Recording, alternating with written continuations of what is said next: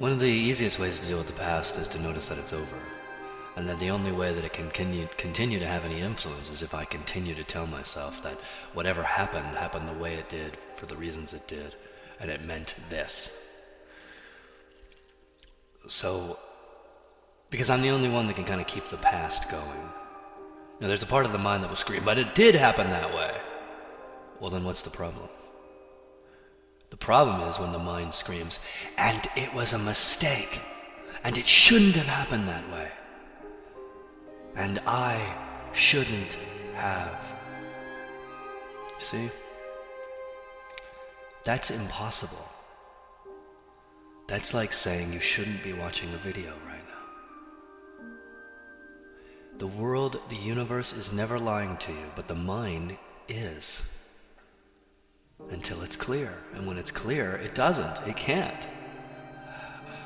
Because it doesn't believe anything. I don't believe a single thing I think.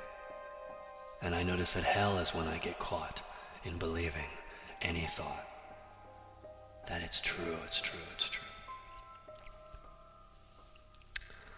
Nothing is required to be believed to sit here. Life precedes the belief of anything, including life.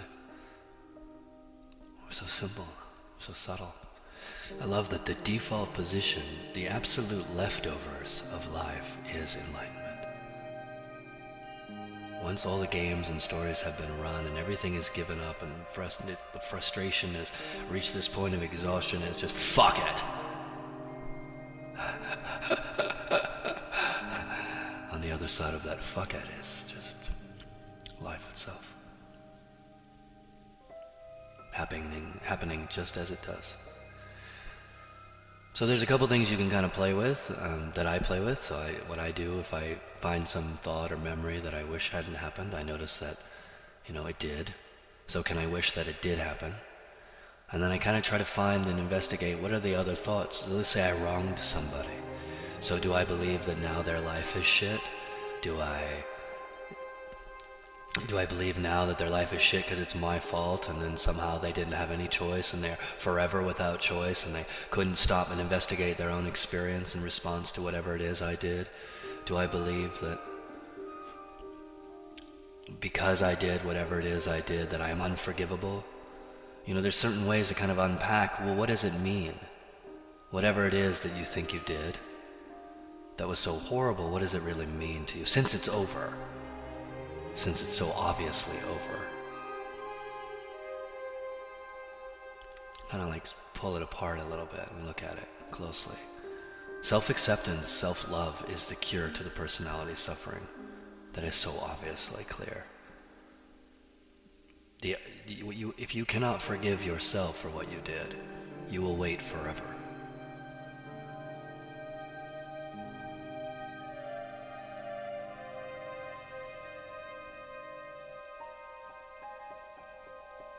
You can't escape the past, you can accept it completely. The way you would if a child of 5 years old accidentally broke something you loved. And you look down at the child and you say, it's okay, sweetheart. I forgive you. And you can do that for yourself. It's a freedom. It's a freedom from self-destruction that has no comparable experience, at least here. I forgive myself.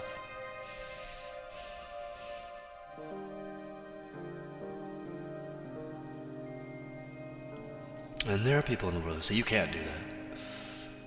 And that isn't true, according to the experience here.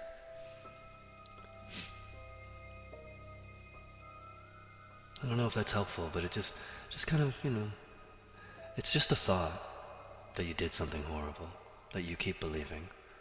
And you might have, but it's over. And it's okay that it happened, because whatever happens here is perfect.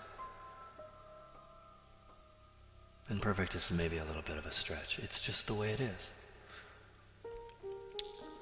What do you get by continuing to think something that so obviously did happen shouldn't have? What is the benefit of that? Since you're the only one believing that, that's useful to investigate.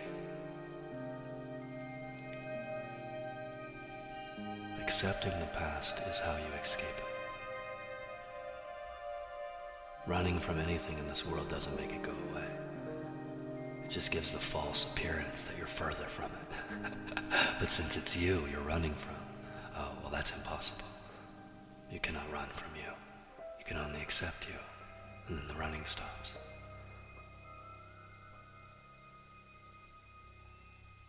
Just like a child who broke something you loved. It's okay, sweetheart. I forgive you.